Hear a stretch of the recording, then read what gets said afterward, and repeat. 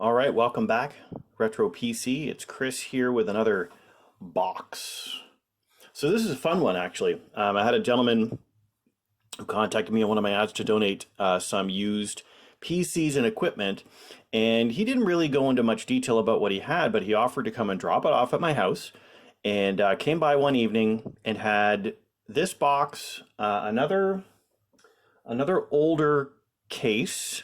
Wasn't actually an older case. It might have been around the same age because it had USB 3 headers on it. Not too old machines, and a bunch of parts. And what was great about this is these are actually not like old systems. Normally, what I receive are older, like Pentium 4 machines, right? As I've mentioned, like it's XP era, Windows XP era machines, not systems that were specifically made in the Windows 7 or Windows 10 era, which is great when I get them because this is exactly what I want to be donating to people. So this is also an interesting one because it's not entirely a clone. This chassis, as you can see, is I believe what we refer to as a small form factor. So there's a couple different types of chassis types, but this is a small form factor. It can be used in a desktop or a tower form factor, and it actually has already on it these foot pads on the bottom and the bottom. So there's two bottoms on this one. It's a double bottom. Front end's pretty nice. It's got this kind of nice textured grille with some LEDs here for drive activity and power. There are some cutouts available for front drives, which is interesting. I guess this is being a generic case that you could have an optical drive as well as maybe I don't know, I mean, still using a floppy drive on a Windows 7 or Windows 10 machine, brand new, maybe I don't know, a zip drive or something, whatever. And then USB ports and some audio outputs. And then when we switch around to the rear, I'm just gonna flip over here. Power supply, as you can see, these types of cases have this small form factor power supply as well. It takes up a lot less space. And then the system board here with integrated video, DP.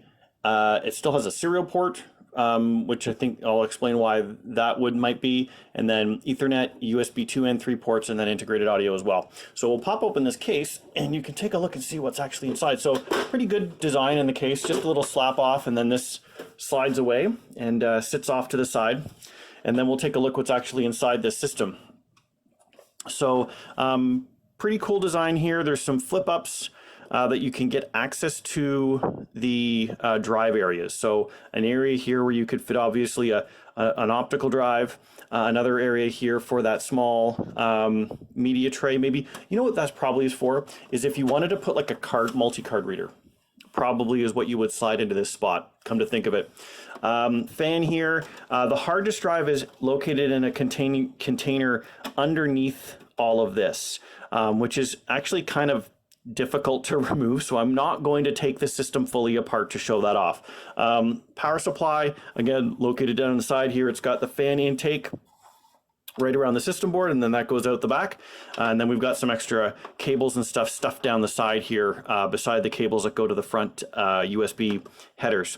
So what's interesting is on this system board is not an OEM system board. This actually is a Lenovo system board that came out of a ThinkCenter desktop computer. I believe an M73 was what it came out of. Now, spec-wise on this board, there's a Pentium G3258 processor in here, which is a pretty decent processor. I mean, it's, again, the Pentium class processors are obviously not, they're a performance tier down from Core I. But I mean, a lot of people go and say that, the difference sometimes in performance between a Pentium in the same generation, this is a Haswell generation processor. In the same generation, that Pentium G series, along with the i3s and the i5s, doesn't necessarily mean there's a tremendous amount of performance difference, especially between this and an i3, or even necessarily an i5. It depends on what your processing is, whether multi-core versus hyper-threading is necessary, etc. So pretty decent board, DDR3 capable. So there's 4 sticks of 2 gig each, so 8 gig total DDR3 memory. And then this does have onboard video, so I didn't need to add an additional video card in. And again, because these systems that I refurb here or retrofit, however you want to refer to it, I'm really focusing on having a system that's going to be able to do standard desktop, business class computing. We don't need a gaming class graphics card. This system's not for gaming. If you need a gaming system, get a job. But if you need a system so you can be able to get some online training so you can get to the point where you can get yourself a job and then you can buy yourself a gaming PC. But that's what these systems are really, I try to aim them towards. But you've got some expandability. Now, obviously, if this system was in a place and someone did want to upgrade it over time, being able to add in a low profile video card would not be tremendously out of place. There is extra power here. You probably would need a SATA power to 6-pin or 8-pin adapter to be able to get that connected, but those are pretty easy to come by if you are already going to be getting a GPU. Anyways, so that's the system in a nutshell. When I got this thing, it was already in great condition. I'm not even sure how long he had it before it was running. Oh, the other thing that's great about this, I will mention, when you get OEM systems, especially Windows 7 and above, one of the things that they started to do was, one, when you buy an OEM system, they used to have like the sticker, the certificate of authenticity sticker on it. You'd even get them at clone shops. But what a lot of OEM systems you get, and I think some retail boards have this now as well, but the OEM systems sell with an OS, right? Like Dell and HP and Lenovo, they sell a computer, it has to come with an operating system. They can't sell it bare bone without an operating system installed. That's like part of their agreement because they get money from Microsoft to do business, like marketing funds or kickbacks, whatever you want to call it. So every system comes with an OS, and with Windows 7 and Windows 10, they actually embed the license key in the system board, in the UEFI or the BIOS, whatever you want to call it, which means you don't need that certificate of authenticity anymore. For the version of Windows that you're assigned, that the system's assigned for, and it's usually the way it's set up is it doesn't care whether you're installing Windows 7, Windows 8, Windows 8.1, or Windows 10. It sees those all as the same thing because that OEM license is kind of perpetual from Microsoft to each of those vendors. So installing Windows 10 on this is super easy. You just install it and it picks up its license capability when it connects online and says, hey, yeah, this system's got an OEM key on it that's built into the system board. It's non-transferable because it's locked into the system. So it's ready to go and it travels with the system no matter who owns it. So that's pretty cool. Kind of an advantage when you're ever wondering, questions like, well, why would I buy a computer from one of these manufacturers? Am I doing this the right way? Yes, I am. I'm sure I'm doing it the right way. There's some things that you're not going to get, right? Some of the systems now, they might sell it with a overclock with the system board in the system being able to handle stuff like overclocking, but oftentimes they don't. Even the consumer grade systems are not going to necessarily have that capability. So if you want to overclock and do that type of stuff, yeah, that's a reason why you don't buy one of those. But if you're not interested in that, these systems are very durable, very stable, and they pack a lot more than just the hardware into it. So getting that Windows license included in the box, a legit Windows license, right? As opposed to paying a couple $100s for buying a retail license, or taking your chances buying one of those, I have extra keys in my ELA, so I'm going to sell them online for $15. And, Microsoft probably won't come after you, but if they ever decided to, well, you're not going to be able to use that system license anymore, and you're going to have to go and buy a new one. Let's get this system up and running now. So we're going to go into connection mode, and I'm probably going to move the camera a little bit here so we get a better view of what's going on the screen when we hit boot. Boot buttons, by the way, on this system, we're just on the top or side, depending on how you're mounting this thing. So there's a power button and a reset button kind of just there. So depending on how you want to have this thing set up, you'd either be coming over the side to turn it on, or if you're standing up, you would go on the top. So let's get this thing set up and see what she looks like, shall we? Okay, we've got ourselves all set up now here. I needed to move some things around here again, the angling and all that stuff to try and make this as visible as possible. And let's boot. So quiet. So the first thing we'll notice is we got this Lenovo logo that that will come up. And actually, if we could do that, oh, too late, I missed it. No bias. So one thing that you'll notice here is because this has got a mechanical hard drive in it instead of an SSD, the amount of time it takes to boot, well, this is actually pretty quick. I was going to say the amount of time it takes to boot is going to be ridiculous, but Windows got up and running pretty quickly. But you will notice that the amount of time it takes to log into the user account, which is actually when most of the apps in the Windows boot are going to be loading, this is going to take a few more seconds than you are probably used to if you're on a more modern system that has an SSD, SATA or NVMe. It doesn't really matter, or M.2. It doesn't really matter what type of SSD you've got. If you're running an SSD as your main hard drive with your OS on it, your boot time is incredibly fast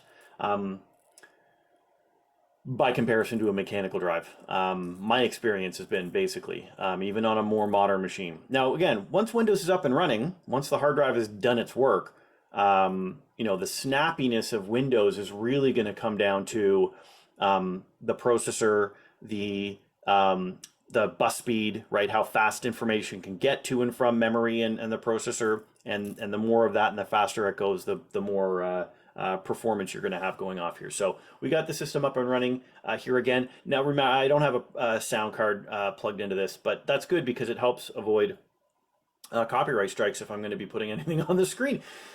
So first thing we'll do is pop up the old hardware info, and we can run the 64-bit version of hardware info on this system, because I believe I would assume that I've installed the 64-bit of Windows on this, being a much more modern system than I've normally been putting together. So this will take a minute or two to, or a minute or two, a second or two, or 10 to get up and running as it grabs all of the sensor info off of the box, so we can take a look at what's going on with this system. So again, it's this Haswell series, Pentium G3258. So this is a 2-core processor. Again, the Pentium systems, I believe, as part of their classification, do not have hyperthreading available. So very similar to an i5 processor, but obviously with an i5, you're going to have 4 to 8 cores depending on the series available to you, so that's going to be a difference there. Speed of the system, I believe it's running at about 3.2 gigahertz is the general speed. Currently, the box I can see here, it's been popping up, you know, running right now at 798 megahertz, but it pops up to 3.1 every once in a while to do some other stuff. System board, you can see here, well, maybe you can't see here, is a Lenovo Shark Bay. So that's obviously their code name for whatever series of system, which I believe it was an M73 was the series that this board came out of when I looked it up online to figure out, I think, some firmware to make sure I had everything I needed. SATA hard disk drive, it's 250 gig. This is a SATA 3, so a little bit faster than the older machines that I would normally set up, where it's got an older version of SATA on the system board, and I want to use a SATA hard drive instead of an ID mechanical hard drive just to get a little bit better performance out of it. Graphics wise, again, we're doing the integrated graphics that come on this Pentium processor, so it's got Intel HD graphics. It says it's using a gig of RAM for memory, but obviously that's shared with the 8 gig that's on the system board, and it'll utilize a portion that it needs, I guess a maximum of 1 gig. Memory wise, again, there's 8 gig of RAM in this system. It's split between 4 sticks. 2 of them are Samsung, and it looks like somehow I managed to install them into slot 0 and 2. When I put these on the board, I'm positive I put them into the right slots to pair them correctly. So I'm not sure if hardware info is just reporting it split like that for difference, but I think I did it right. And then Nanya Technology, which I'm not sure who that is. I didn't check the chips to see what the original manufacturer was. If those are probably, I would assume that those are probably SK Hynix or memory DIMMs, but you know, whatever. And yeah, so memory here is running DDR3, and running in dual channels. That's why I was talking about whether or not I paired it correctly. And then the build on this one is it's got this Windows Professional 64-bit. And again, that's coming right off the system board. So there's no need to worry about, you know, is this thing digitally, you know, do I have digital writes on this one? If I switch out anything else, is it going to still work? It stays on that motherboard. Now, that's maybe a downside is if you swap out the motherboard at any point in time and move to a different motherboard, you don't have that license anymore. But the other positive is generally OEM system boards have a really long shelf life. You know, outside of those small windows of time in history when we had like really bad capacitors in the whole computer industry, so every system board died, these ones generally last for a long time. So you can get a really, really good life out of it. Taking a look here inside the system, I'm not expecting to see very much in terms of the way of thermals. We're not stressing the system at all, but processor running at a cool 27 to 28 degrees. The only item on here that runs a little bit hot would be the voltage regulator, which I'm assuming probably doesn't even have a heat sink on it because of the type of processor that it's managing, and there's no overclocking going on here at all. But it's not running way hot, right? 47 degrees is not anything to cry about. And then we look at the system board temperature overall is running at 33 degrees Celsius. And the hard drive, which is crammed right down in the front end of the system, all on its wee lonesome with cables all wrapped around it, is only running at 25 degrees. So this box runs pretty cool. I find generally these small form factor systems, if they don't have as long as they don't have any specific component that runs really hot in it, like a high TDP graphics card or something, the whole system usually runs very cool because the air doesn't have anywhere to get stuck and float around like a tower has, where you really have to make sure that you're directing the airflow correctly to get cool air in the front and, you know, hot air out the top or the back or wherever you're going to flow it. On these small form factors, it's just the cool air is going to get sucked in the front of the system and it's going to blow out the back, and that's it. You don't have to worry about any other, you know, places for it to get stuck or roil around. So obviously performance on this system is not going to be anything to worry about. We're going to pop online here and do the old YouTube test. We'll see. Again, I'm not playing any sound on this one, which will help with the copyright strike that will inevitably come whenever you're bringing up something that doesn't belong to you. So we'll go and take a look at trending here. We'll quickly go to the movies section. We're going to grab something that's on here. I believe I've got the Fast and the Furious is the current one that I've been popping up here. There's Mr. Beast talking about saving money with honey. You should save money with honey too. It's actually really worthwhile. Not a ton of sites that have it all the time, I've noticed, but the sites that do, you can always save some money. So we'll go to full 1080p and let this play out, and you're not going to see any skips or bumps on this one. Again, this is a modern system, so there's no reason to assume that there's going to be any lacking in performance at all on the box. So again, no real need to look at anything else on this one. It's going to run clean and clear. Michelle Rodriguez is going to help drive some cars and crash some stuff, and that's going to be the end of that for the 9th time. So once again, this box is ready to go now. I've got a new home for it planned out that we're going to get it out here, so I wanted to make sure we documented it for the channel here for posterity, and it's going to be in its new place. So we'll do a little swivel here and say goodbye to this guy. So thanks very much for checking it out. We hope to see you in the next video. Take care.